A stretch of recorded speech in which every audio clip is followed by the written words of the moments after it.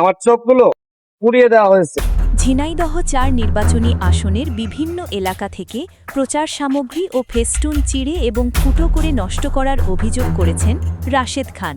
তিনি জানিয়েছেন, বিভিন্ন পয়েন্টের রাতের অন্ধকারে তার নির্বাচনী ফেস্টুনগুলো ছিঁড়ে ফেলা হচ্ছে এবং অনেক জায়গা থেকে ফেস্টুন খুলে নিয়ে যাওয়া হচ্ছে। আমি সকালবেলা গণসংযোগ করার জন্য বের হয়েছি। প্রতিমধ্যে দেখতে পাচ্ছি যে আমার যে ফেস্টুন গুলো, এই যে আমার চোখগুলো পুড়িয়ে দেওয়া হয়েছে। এইভাবে বিভিন্ন জায়গা থেকে ফেস্টুন গুলো নষ্ট করা হয়েছে, বিভিন্ন জায়গা থেকে, এমনকি ফেস্টুন তুলে নিয়ে গিয়েছে। মানে এই হচ্ছে মোটামুটি অবস্থা।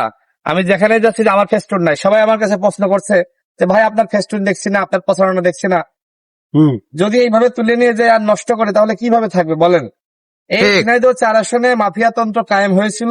সেই মাফিয়ারা এখন ধানের শীষ প্রতীকের যে জনপ্রিয়তা এবং আমাদের ডে বাই ডে মানুষের কাছে যে অবস্থান বাড়ছে, সেটি দেখে তারা আমাদের এইভাবে ফেস্টুন গুলো, আমাদের বিলবোর্ড গুলো তারা নষ্ট করছে, ছিঁড়ে ফেলছে, এমনকি ছিনতাই পর্যন্ত করছে।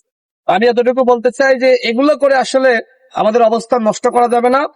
কালীগঞ্জের মানুষ, ঝিনাইদহ ৪ আসনের মানুষ, তারা অত্যন্ত সচেতন।